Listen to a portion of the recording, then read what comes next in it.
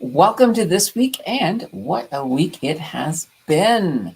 Wow, a whole week has already gone by since last time. That's fantastic. So, today on our afternoon, I keep wanting to say on tonight's show, but on this afternoon show, we got a lot of great topics for you. We're going to talk a little bit about that epic battle that everybody has been waiting for, or maybe not for a long time. And we're not talking about Darth Vader and Obi-Wan Kenobi. We're talking about Warren Buffett versus Michael Burry. We're also going to talk a little bit about the Bank of Canada. There's a rumor floating around that they may be looking at a 75-point basis hike coming up on the main rate. So we're going to talk a little bit about that. We're going to also talk a little bit as well about the Canadian finance levels. There's been some reports that came out from Equifax this week that seem to indicate that Canadians are deeper and deeper in debt than they've ever been before. We're also going to talk, of course, about what in the banana bread is going on with Elon Musk. This week, Elon Musk has gotten himself back in the news and has created a little bit of a little bit of an interesting mess. And we're going to talk a little bit about that. We're going to break that down as well and figure out what he said versus what is reality. Because sometimes what Elon says and what's real are not always the same thing. Going back to Obi-Wan Kenobi, I guess from Elon's perspective, perhaps from a certain point of view, it is all right. And in addition to all of that, which if that isn't enough, we've also got the roundup this week as well. So we got a couple of stories in the roundup that we'll hit on. And of course, the most important part of a live stream is you guys. So what you guys want to talk about, any questions, comments, riffing, raffing, all of that fun stuff, just start hitting me up with it, and we will get all of that done in the next hour. Now to start off, before we jump into our first story, I'll just welcome those of you who I see so far. I see the friggin' Oracle. So basically, he's looking for the refreshments. And they're in your fridge there, Ken. I labeled the milk and put it in your fridge. So those are your refreshments. We've also got Jordan saying hello. And hello, Jordan. How are you today? Hopefully you're having a pretty good day. All right, since there's nobody else talking yet, let's jump into our first story. So there's been a few things going on, and this all revolves around Apple. And before we take a bite out of Apple, I'm just going to very quickly say hi as well to my good bud Scott over at Create, Save, and Invest. He has a fantastic little channel, folks. If you guys want to check it out and see what he's doing with his portfolio, head over there. Fantastic. All you have to do is on YouTube, search for Create, Save, Invest. You will find him, and he is awesome. So love Scott's channel. All right. And we've also have Riemann here. Hello, Riemann. And I know I did not recognize your name. I love seeing new timers. And we got Dave D as well. So, hey, Dave. All right. So into our first story. Our first story is the whole battle between Warren Buffett and Michael Burry. It's not a direct battle, but it's kind of interesting. So Warren Buffett, of course, he's very bullish on Apple. And in his first quarter, when Berkshire Hathaway released the stock buys that they bought, he has really doubled down on Apple. He purchased an additional 3.8 million shares of Apple. So he's in. He's definitely in. He sees Apple as a company with a lot of good value to it. When it comes to Warren Buffett, he doesn't just sort of haphazardly move in. Now, the other side of this is, well, Michael Burry. Now, for those of you who don't know who Michael Burry is, he is the guy that, if there was that movie, The Big Short, that was about him. He basically recognized an issue with the housing market back in the day, and he started shorting it. Nobody had really been doing these type of shorts before. In a process, his company, all of his investors, they made an insane amount of money because they were shorting the housing market just before the whole housing market collapsed. So he's very good at it. And a lot of times the predictions he makes does come true. However, a lot of times they don't too. So you have to take that with a grain of salt. But in this case here, one of the interesting things is we've got Warren Buffett doubling down on Apple, and Michael Burry has now decided that Apple is in for some rough times. So he has basically taken out a whole bunch of put options. And in total, I think he took out, how much did he take out? 36 million. So he took out a $36 million bet using put options against Apple. So what's going on here?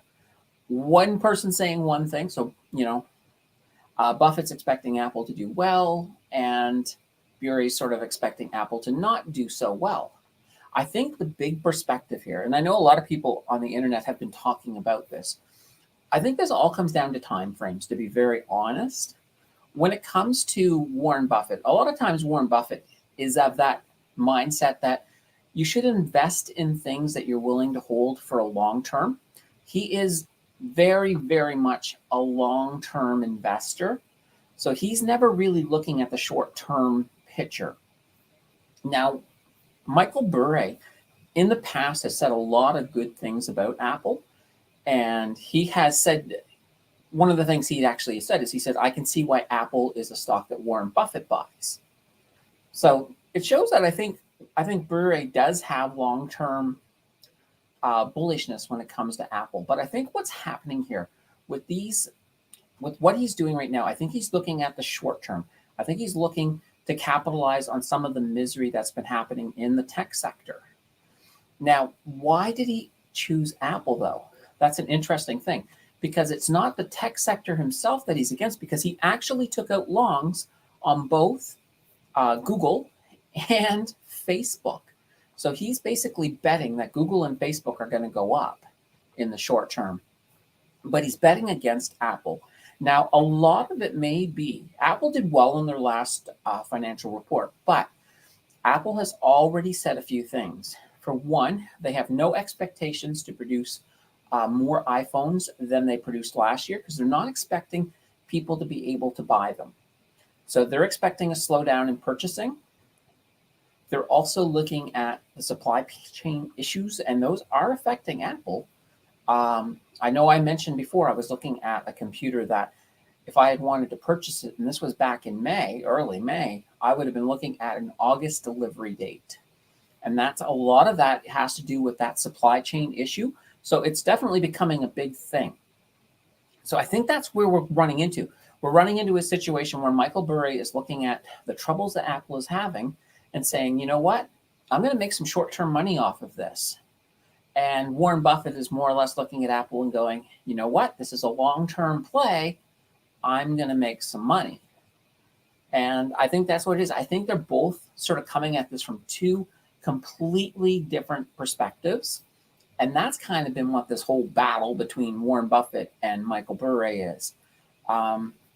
So hopefully, I'm bullish myself on Apple, and full disclosure, I do have some Apple in my portfolio. Also, full disclosure, all of my products are Apple: my iPhone, my iPad, and all of my MacBook Pro as well. So, and my Apple Watch. Sometimes you get to hear my Apple Watch. There's been a few times where if I say words that sound almost like Siri words, she will sometimes just respond randomly. And sometimes I'm not even mentioning anything remotely, like I'm asking the phone a question, and out of the blue, she'll answer. So that's kind of cool. But anyway, I think that's what we're looking at. I think Apple is still a really good long-term position, and it's not something that I'm worried about. In fact, I look at this slowdown right now as an opportunity to buy more into a lot of these stocks on discount. So it's not a bad thing entirely. All right, so that was our Warren Buffett versus Michael Burry story. As interesting as it is, we get some more interesting things.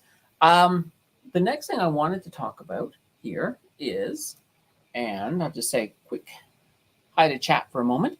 So yeah, Ken saw my milk comment. Awesome. Jill saying hi. Hey there. All right.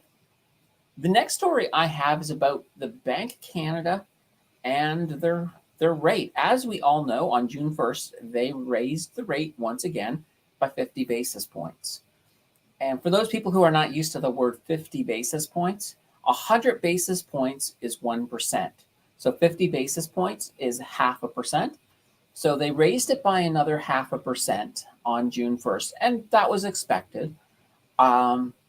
Just as on the 15th, we're expecting the Americans to raise their rate as well by 50 basis points or 0.5%. But here's where things are getting interesting. One of the big things with the Bank of Canada is they have a goal. They want to get our inflation rate down to 2%. That's not going to be an easy task. It's going to take a lot to do it. But here's the thing: as things continue to not go down as fast as people would like to see things go down, there's a lot of thought that the Bank of Canada may get even more hawkish than they already are. And how hawkish are we talking about?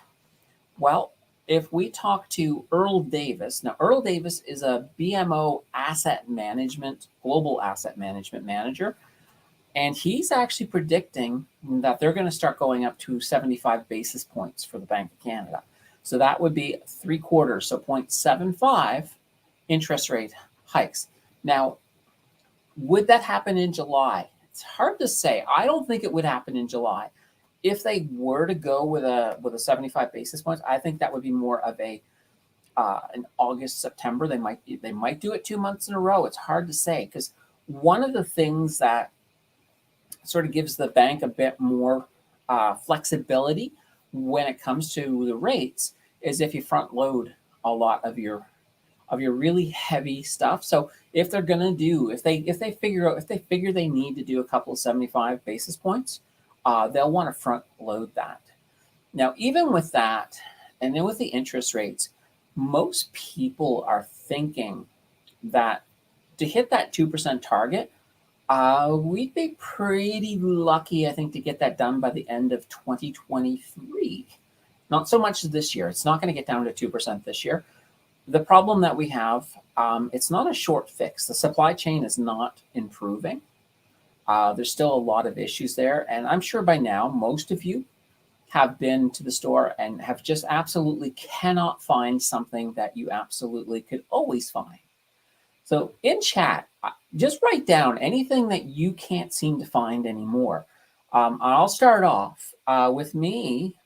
With Jill, it's been raspberries. She's wanted raspberries, and you cannot, for the stores, at least around here, the frozen raspberries, not even on the shelf. You can buy mixed fruits, and this is all for making smoothies. So raspberries seem to be whatever. There seems to be some kind of an issue with raspberries. So that's kind of one. What type of issues? I'm curious just to see what type of issues that you guys have run into, because I find that very, very fascinating. Just to sort of look at the supply chains and what's going on. Now, while I'm waiting for you guys to throw me some information on what you guys are finding missing, I'm going to talk a little bit about the Canadian personal debt levels, because I think this all sort of ties together. So Equifax, and for those of you who are unfamiliar, they're one of our major credit reporting agencies. So you've got Equifax and TransUnion. So Equifax came out with a report this week. Now, this report has basically said that in Q1 of this year, credit card spending, it rose 17.5%. And that's, of course, comparing it to Q1 of last year. So the same, measuring apples to apples. So that's kind of interesting. So people are spending a lot more. Why are they spending more? Well, they're spending more because of inflation. As things are costing more, people are needing to use more and more money. And a lot of times, if they can't afford it, they're using their credit card. So Canadians have been taking on more debt as their way to as their way of just dealing with inflation. Now, that is not a good scenario.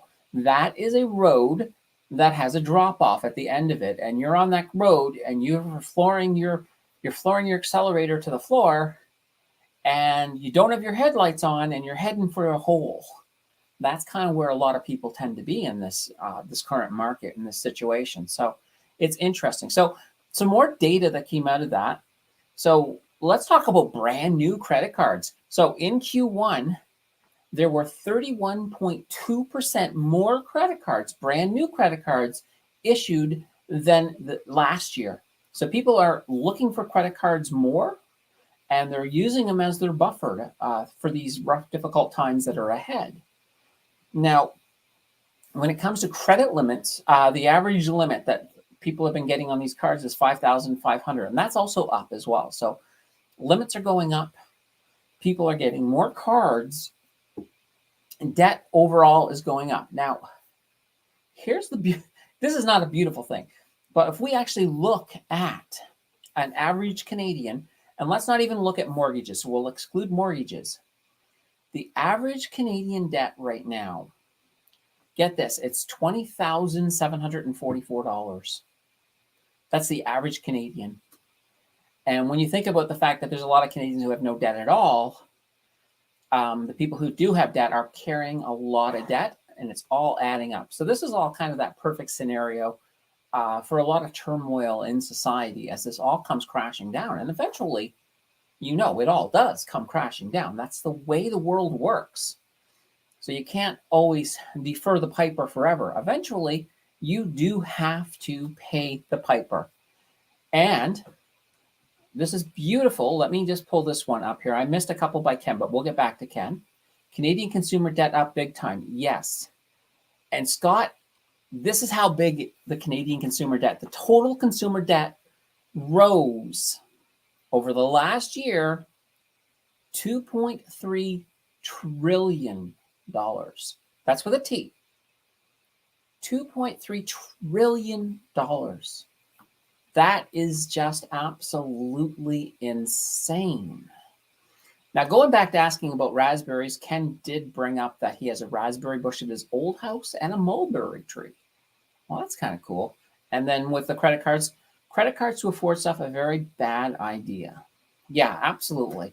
Using debt to afford. Now, there's good debt and there's bad debt. If you have a debt that's at a low interest rate, because a lot of rich people will do this. They'll take out some very low interest debt, and then they'll reinvest that money that they've borrowed into something with a bigger return. One area where that works is if you're into real estate.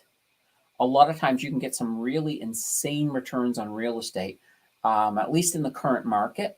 So that's one thing that some people will do. They'll use the debt to finance, and they're making a ton of money. That's kind of the whole way that works. So that's kind of interesting. And that's exactly it. Debt is okay if you can afford it. If you can afford it, and if you can put the debt to work for you. Like, for example, if you get a 5% debt, or even let's say 5 to 7%, if you have something you can do with that money that's going to return you about 10%, well, then you're basically just making 3% off of whatever your debt is. That's just free money, absolutely free money. So it's one of those things. It's kind of like when you start investing. So one things that some people do, and some people will actually say when you're beginning an investing journey, they'll say, oh, well, pay off all your debt first. Well, not necessarily.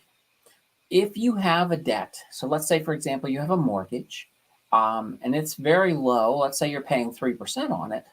Well, the reality is, if you pay that off faster, all that money you threw on that mortgage could have been actually making you more, because it's very easy to make more than 3% when you're looking at, for example, investing. So there's kind of that whole thing where you have to sort of play the math. Math is going to be your friend when it comes to investing. So if you are one of these people who really, really, really hates math, try not to hate math, because it will be your friend. And that's kind of interesting. And here's an interesting thing too. So Ken mentions keeping up with the Joneses is not acceptable nowadays. It really isn't. My mom, I don't mean to always crap on my mom, but I will for the moment.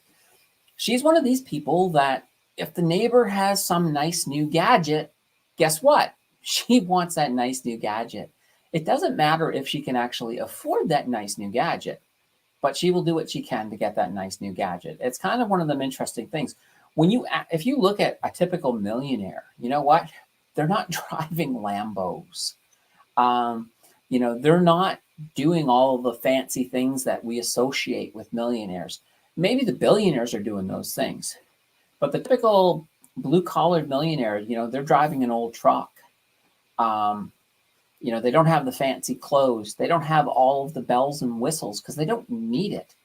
That money is better off making them more money. So that's kind of an interesting thing.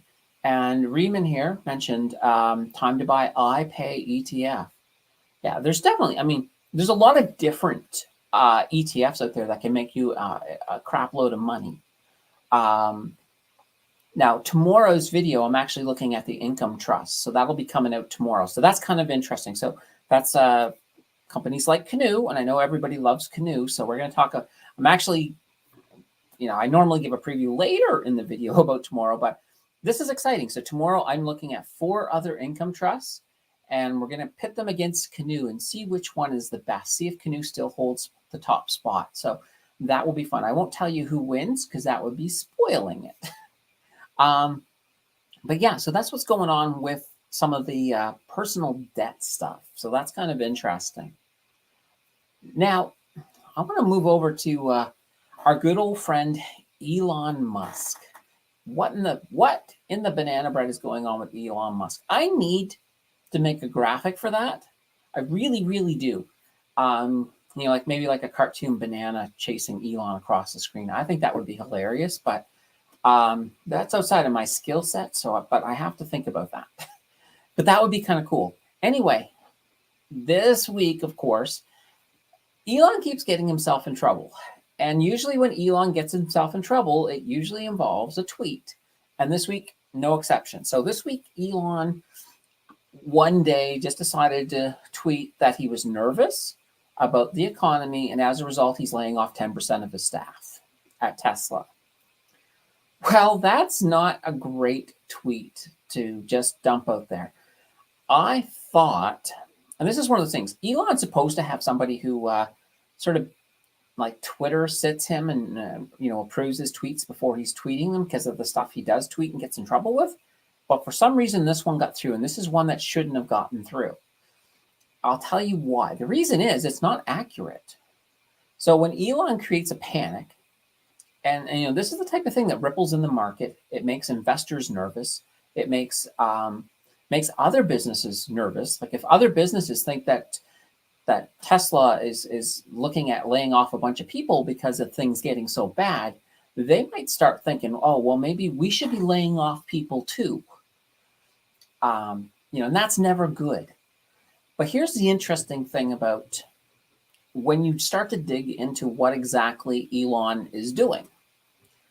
All right, so what is he doing? One, he's laying off nobody who's working on, car designs.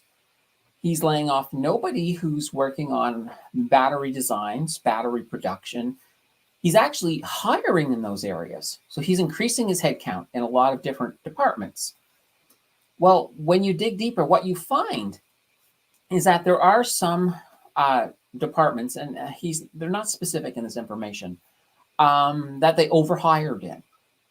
So the 10% he's talking about is basically people who they hired too much staff for, and there's a lot of redundancy. So they're not actually looking at the economy as being an issue. What they're looking at is a situation where they have too many staff in some areas, and you can lay off some of them and still have, with it actually improving productivity because you just don't have that heavy group of people, which is interesting. I find that fantastically interesting.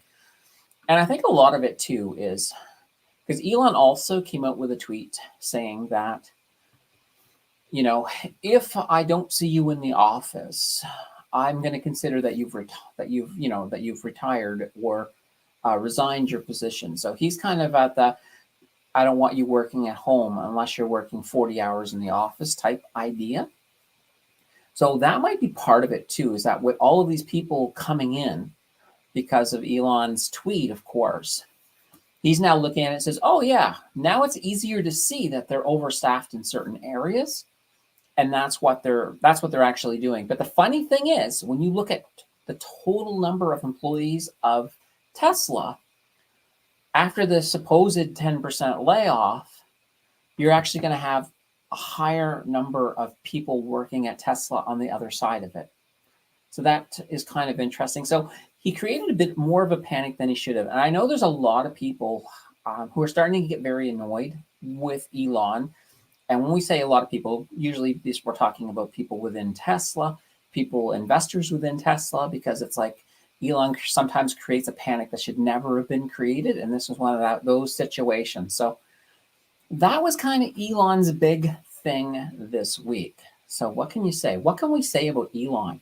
He really just does what he wants to do, which is interesting. I think we need to have an intervention with him and Twitter, just to get him to think about what he's tweeting, perhaps. And Donald Trump was bad for this too back in his day. Tweeting in the middle of the night is just probably not a good idea. Maybe sleep. If you get a crazy idea in the middle of the night that you want to tweet out, sleep on it. Make sure you're pulling all of the data together, because in the long term, you're hurting, you're hurting Tesla by some of these things. You're kind of not manipulating the market, but you're hurting the market too. So it's kind of a situation. Get your ducks in a row, then tweet, and then it will be less quackers. Ducks in a row. Okay. So yeah, that's what the banana bread is going on with Twitter, with Elon Musk. All right. Now, we've also still got the roundup. Wow, we're just flying through these today. It looks like we're going to have a good amount of time to just chat along here. In the roundup, one of the first stories I have in my roundup this week is all about milk prices, which is really interesting because I made that joke to Ken about the milk. So this is something that doesn't happen very often, but the Dairy Farmers of Canada have put in a request for another milk price hike, and they're claiming that it's because of inflation, which, understandable, but we're looking at, if this gets approved, and it probably will get approved, we're looking at another big jump in the price of milk. Now, earlier in the year, milk went up 8.4%. So I don't know how big of a jump we're looking at this time, but I would not be surprised if milk goes up another 8%. So if you've ever been thinking of buying your own cow for milk, do it this week before this happens. Just a thought. I'm not in that position to buy a cow, so I'm not too worried about that. But so that's one thing going on with the Dairy Farmers of Canada. Another interesting little story, Turkey. So we think inflation is bad here. Well, Turkey has just reported an inflation rate of 73.5%. That is absolutely insane. So what is causing such an incredible amount of inflation? And it all comes down to, well, with Turkey, it comes down to supply chain more than anything else. I think supply chain is causing a lot of the inflation everywhere. It is the driving force. And I also believe that one of the reasons all of the rate hikes, whether it be with the Fed in the US or the Bank of Canada up here, I think the reason that our rate hikes are not bringing things down as fast as they would like is because of the supply chain. A rate hike doesn't fix us not having computer chips to put in the computers. A rate hike doesn't fix putting food on the shelves if there's no food available. So that's kind of one of the things. And where Turkey is in the situation with their 73.5% rate in inflation hike, with them, it's all supply chain. A lot of the stuff they get comes out of Ukraine, comes out of Russia. None of that stuff is flowing. they are absolutely in trouble. Well, other countries in that area, for example, Poland has advised its residents to start burning wood for heat because they're like, you're not going to be able to afford fuel right now with the how short we are on fuel. So they've told them, gather wood, burn it if you need to stay warm. That's Poland, of course. So luckily it's not quite that bad here, but honestly, if the price of fuel keeps going up, we're going to be looking at a pretty expensive winter next year. Now, here's another interesting thing. Last week I did mention about over in the UK, Boris is looking at basically taxing the energy companies. So they're looking at levying a tax against the profits on the energy companies over in the UK. And I believe it was 25% they were looking at, levying a 25% tax on profits and using that money then to help people who are struggling with inflation mostly. There has been some initial talk now over in Canada. Now, I don't think it's hit the political level yet. I think it's a lot of economists talking about it. But the fact that the talk is starting to happen does concern me as an investor. It concerns me because I do invest heavily in the oil industry, oil and energy sector. Because if you start taxing the profits that these companies are making, that means that they're not going to have as much profits to pay back to their shareholders. So that could affect my bottom line, and I don't want to see that happen. So I'm a little concerned about that. Now, what the thoughts are, if it does rear its head in Canada, it's not something that would actually come out until the fall budget. So it's not something we have to worry about, at least in the initial moment. But once we get to the fall, then we've got ourselves another bit of a conundrum whether or not that happens. So I personally am hoping that it does not come to pass. So that's kind of another neat little thing that's going on with energy. I know as well, there's also been a call, and this has been, I don't know if it's in Canada specifically, but it has been in Canada. There have been some investors who think that the oil companies are not passing on enough of their profits, because while they're making insane levels of profits, there's a lot of people thinking they should be seeing more dividend hikes.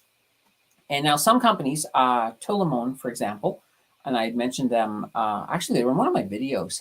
They just recently hiked their dividends as well. Now, for those of you who are here who are not a member of the Facebook group, just on Facebook, if you just search for Mountain Finance, we got a Facebook group. It's a private group, so it's kind of cool. I did post a link to that story in that group, which I thought was interesting because that happened to be a company in a couple of videos ago that I had highlighted as one that I was interested in. And when I discovered, and this is a beautiful thing, when I'm doing my research for videos, a lot of times I will find a company that I'm like, holy banana bread, this is actually not bad. And that was one of those companies. And so I was like, they're doing really well. Their fundamentals look fantastic. So, I invested in them and, they're sitting in my TFSA and now they're hiking their dividends and they're already doing great. They're already growing like crazy. So I'm absolutely happy with that. And Max says I don't use Facebook. That's okay, Max. I mean, not everybody uses Facebook, but it's more or less just there for people who do. I also try as well, if I have something really important to say, I'm not going to just do it on Facebook. I'll throw it on the community tab as well for the community, just so, for those people who don't use Facebook or aren't part of that group, would still have that as well. So that's kind of cool. Also, always check out the community tab. There's always sometimes some fun stuff there. I think today it was just a little simple question about, what you guys love to do in the winter, in the summer. So I was mentioning that I like to canoe. That's one of my favorite things. I haven't done it in ages though, but there's nothing like floating on the water. So it's kind of cool. So I would be interested to hear, what you guys do, what you guys like to do. I know that, I know right here, I remember there was an answer from Scott over here. He likes camping, and he apparently has another channel that he does stuff for, takes pictures for, I think. Maybe it's a nature channel. I'm not entirely 100% sure. But yeah, so that's kind of a cool idea, just to get that out there. All right. Wow, we keep flying through this information because you guys don't ask questions.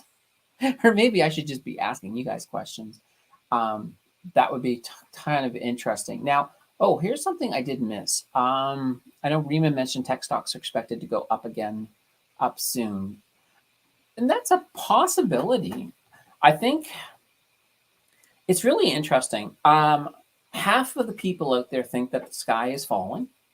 The other half of the people think we got blue skies ahead, which is really interesting. So we're in that situation where if you go onto YouTube, for example, and you start watching people talking about the current nature of investing, you got half of them who are very negative, half of them are very positive.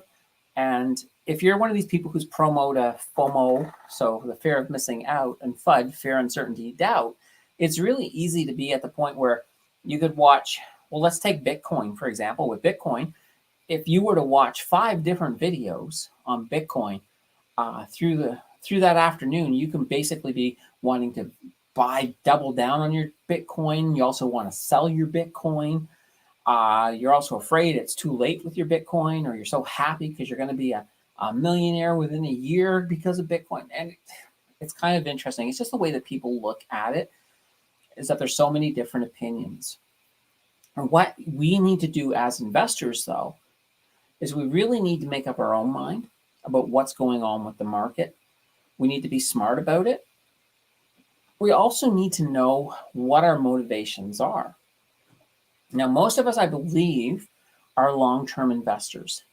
So as a long-term investor, the way we're going to look at a market is going to be completely different than somebody who's short-term. Because if you're on the short term, you're looking to move in, do a lot of little swing trades, or maybe you're a day trader, what's happening day to day becomes much more important.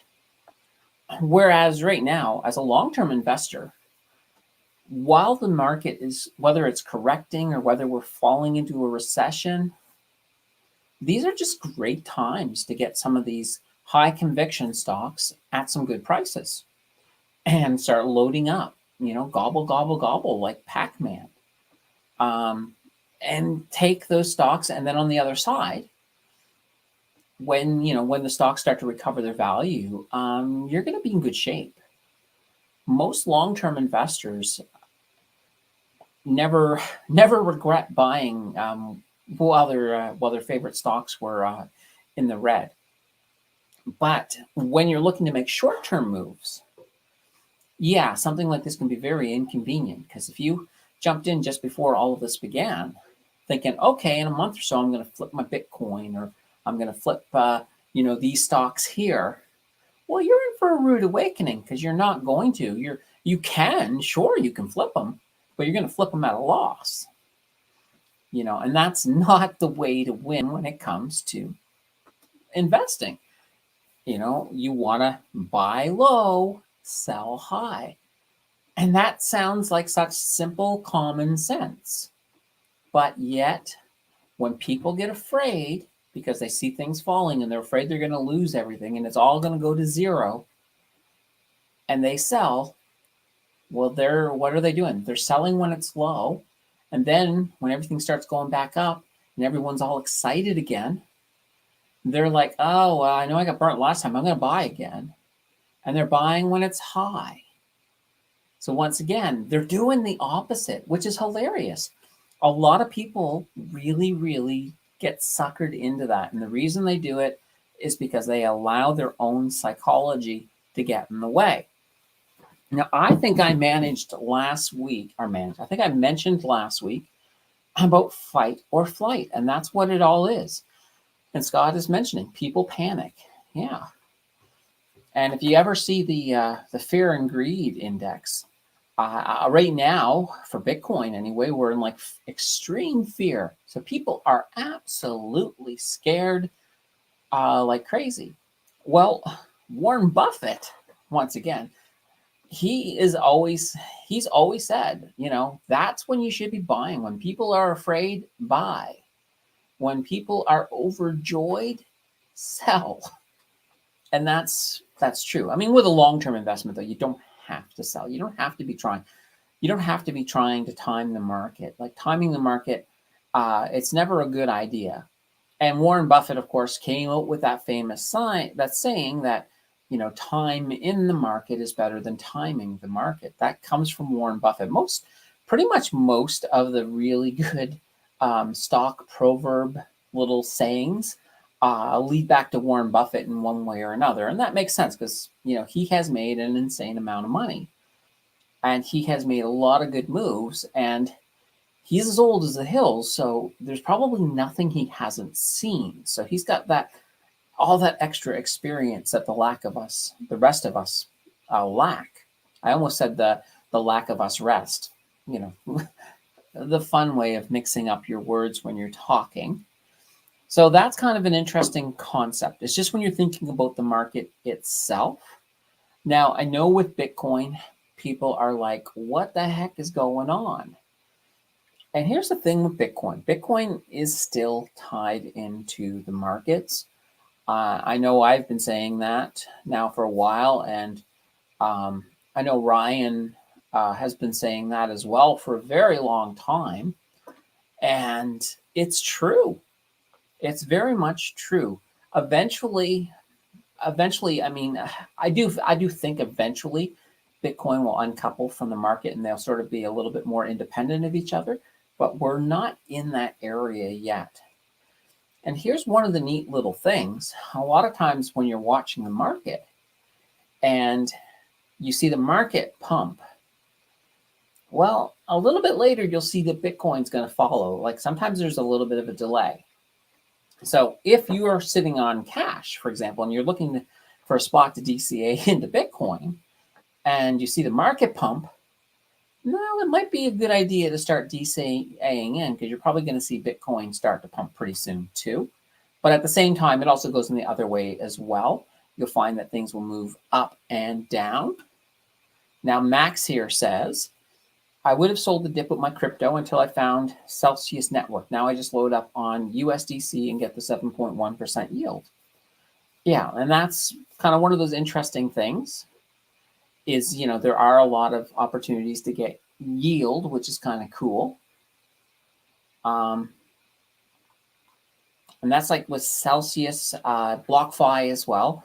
Now, one of the things that is interesting is I think a lot of this yield, it may be, I don't think it's going to be around forever. I could be wrong, but just the feeling I get from the way things have happened. Now, speaking about crypto, the FTC actually released a report last week saying that in 2021, scammers stole approximately $1 billion via crypto scams. So we're talking about $1 billion United States, so USD.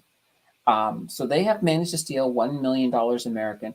And obviously, they're only really talking about the scammers, Americans who are scammed as well. So that number is probably higher if you were to look at it worldwide. So there's a lot of interesting ways as well when it comes to scammers. So when it comes to scammers, first of all, we got social media scammers. And you guys have all seen those things where they, have fake conferences. And it's like, oh, as Elon Musk is talking on something or, or somebody else, maybe it's Kathy Wood, who knows. On the side, it's got that little thing saying, oh, send us 1 Bitcoin, we'll send you 2. Nobody is ever going to do that. But people still fall into it. And a lot of times when people are brand new to Bitcoin or to crypto in general, it's very easy for them to not understand it and to get sucked into some of these scams. So it's kind of an interesting thing. One of the other things as well is there's also been romance crypto scams.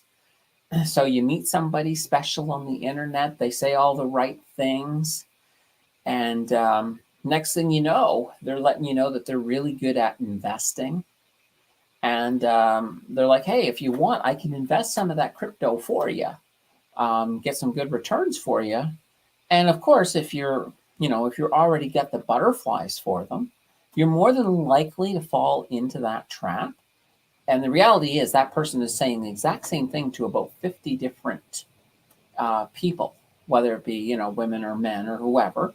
And they're trying to suck the crypto out of you. And once they have all that crypto, they just disappear. So you're left with an empty crypto wallet and a broken heart all at the same time.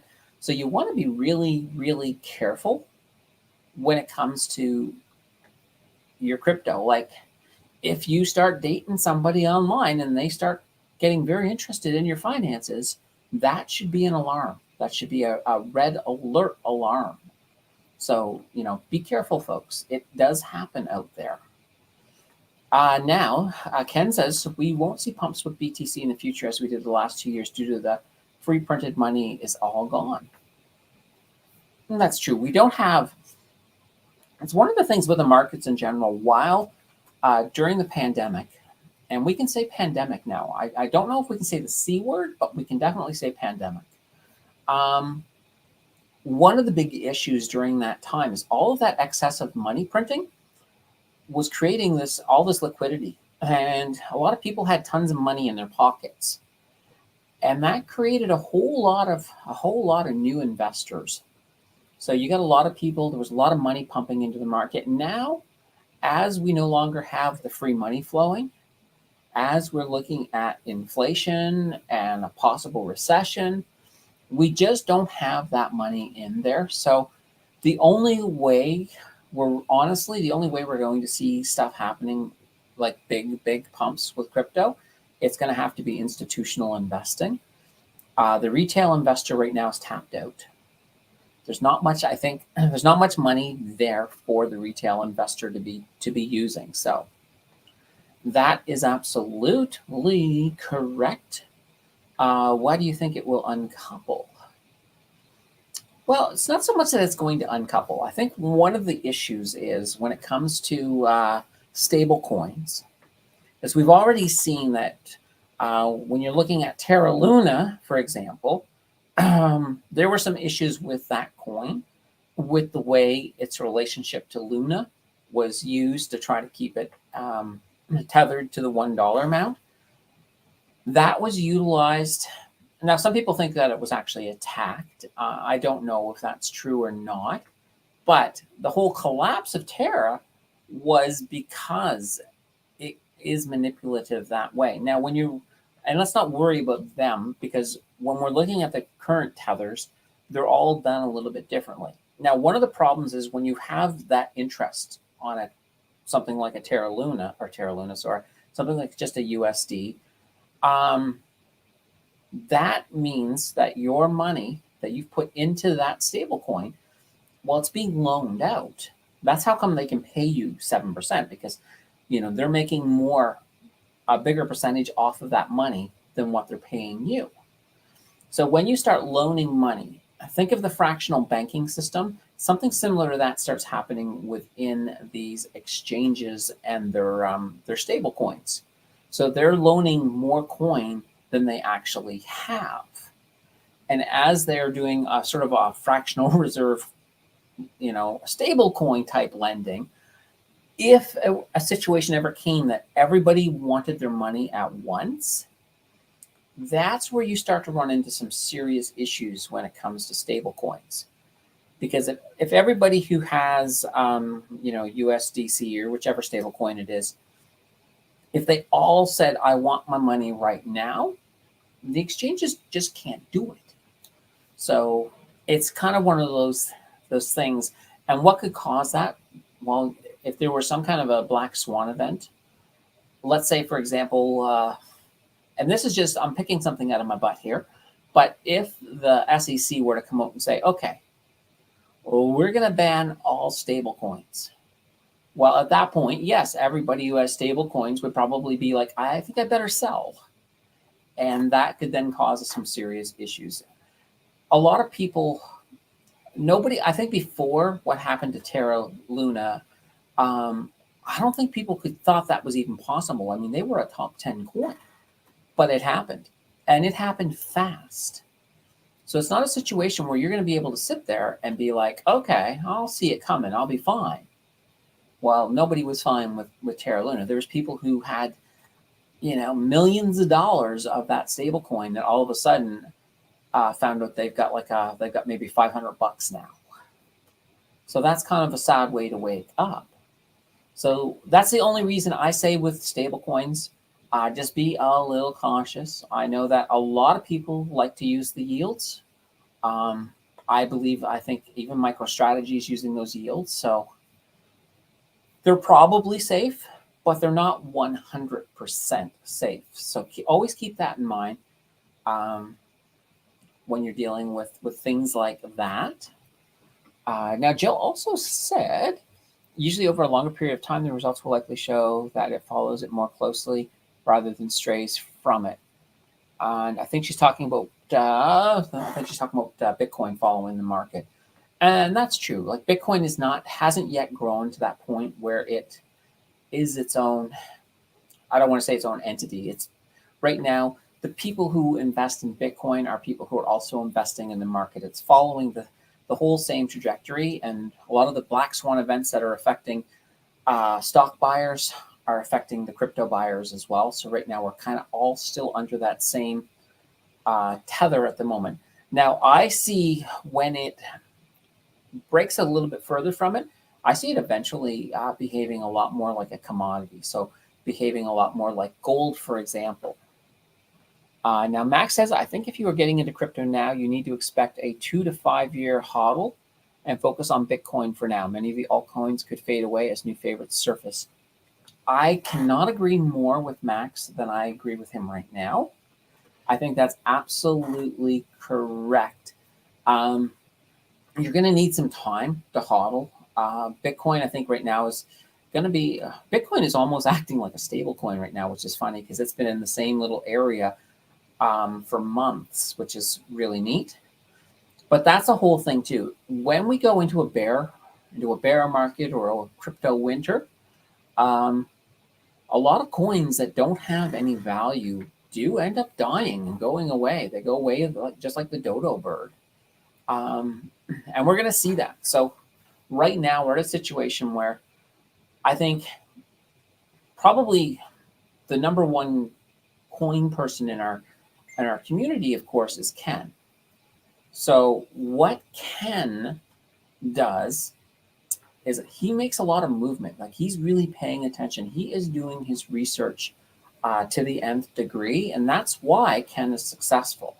We don't call him the friggin' oracle. And the funny thing is, we call him the friggin' oracle like it's a magical ability. It isn't. He actually does it by hard work, by studying what's going on, and then making the right moves. But here's the thing. If you watch Ken closely, he's not jumping in on a coin and just going all in on that coin. He's moving in at the beginning.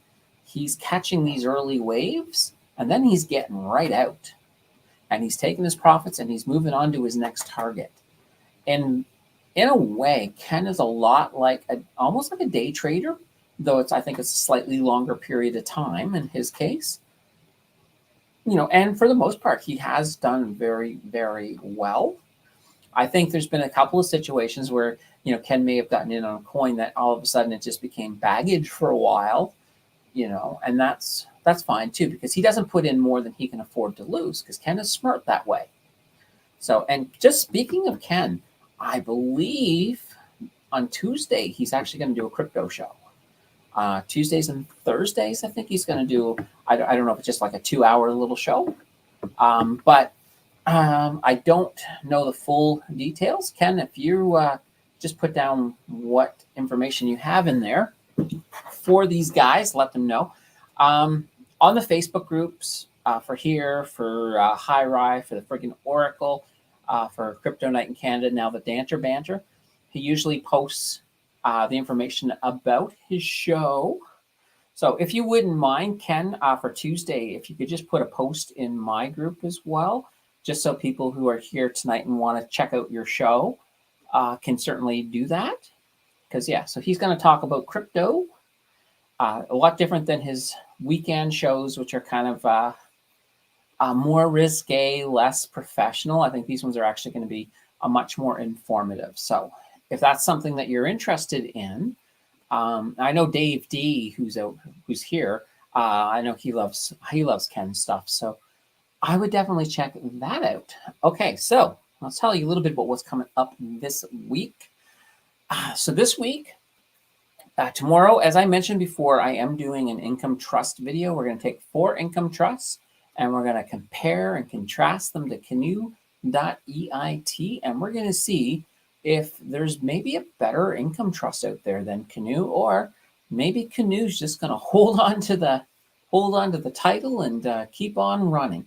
So you'll have to find out tomorrow about that. I'm not going to spoil it. I know the answer because I've already filmed the video, but I'm not going to give up any details yet. Thursday, I had another request. Somebody asked me if I could look at some of the Brookfield stocks, some of the different ETFs and different shares that they have.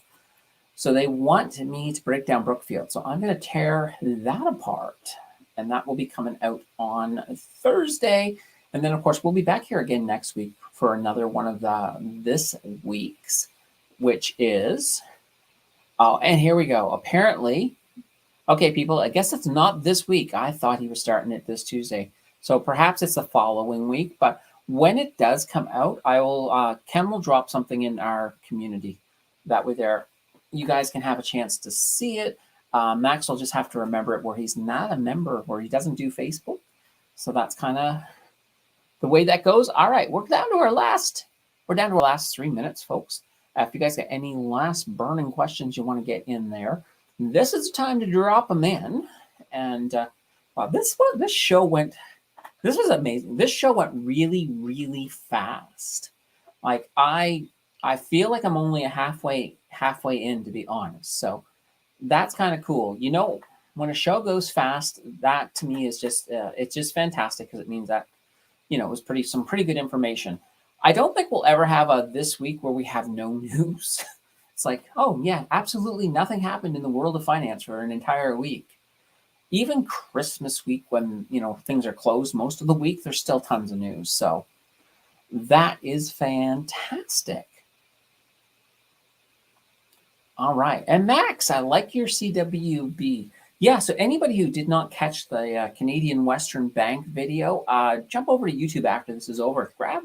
Give yourself a chance to watch that one. That one was also a request as well. And I'm trying to remember. I have no idea who requested it. It might have even been Max. I'm not 100% sure, but somebody requested that one for. And that's one of those things too. When on my videos, or even in my community, if you guys have a company that you would really like me to do, request it. I'll do it. I've got no qualms about that, because one of my goals is to give you guys the content and the information that you guys want. So when somebody requests something, I know that people, if one person's interested in it, chances are that probably more than half of you are interested in it. Or if you've never even heard of the company that somebody requests, you know, maybe it's that diamond in the rough that you discovered, because your favorite stock is never your favorite stock until after you've discovered it. So that's kind of a cool thing. And like Max said, don't forget to like and subscribe. I'm gonna say, I'm pretty sure most of you, I think, are subscribed here. But if you're not, get over there. Or actually, I was gonna say get over there. Just click on that subscribe button down below. Helps a ton towards getting myself monetized, so I can start getting paid for all the work I'm doing. And of course, that like button, it really, really does help the channel more than you can say. Now, I know Ryan would say that if you don't hit like, you're dead to me. I'm from Nova Scotia, so I cannot say that.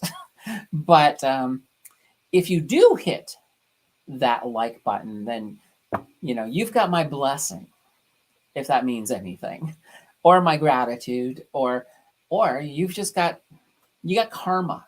Yeah, that's it. Yeah, you've got some positive YouTube karma for the week. And Pembina pipeline. I have a feeling that Mr. J Borg is looking for a Pembina pipeline video. Well, I will add that to my list, Jay, and it will get done. Usually, once you put in a request, it depends on what I've already got planned. But as soon as I have a spot to fit it in, I put that in. So honestly, that's probably. Oh, I like that. I like that, Scott. Scott's got that right. Pembina pipeline, though, maybe within the next 2 Thursdays, I should be able to get that one done for you. And we're going to end it here on Scott. Scott is saying, if you hit like, the market will be green tomorrow. Well, you know what, everybody? Hit like, and then look at the market tomorrow, and we'll see if Scott's right. That, to me, I think that works. All right, everybody. It's been a fantastic hour with you guys here. And I know I said Scott's was the last, but we'll just, Ken's having some Pembina pride with Sarnia. So definitely. And if you like the video, I will double your Bitcoins and triple your... Scott, you're sounding like a scammer. All right. Sorry, Scott. Max. Da, da, da, da, da. And holy baba bread. Okay. Well, I'll stick with my holy banana bread. And Jay says, thank you. No problem, Jay. It's my pleasure. Anyway, guys, it's been fantastic having you guys here as always on Sundays. Mondays suck with work, but Sundays can be pretty awesome with our live chat. And my chance to just talk to you guys, and get whatever feedback you guys want to throw at me. So until next week, guys, I just want to say thank you guys for all being here, and let's look forward to another fantastic week. All right. Take care, everybody. It's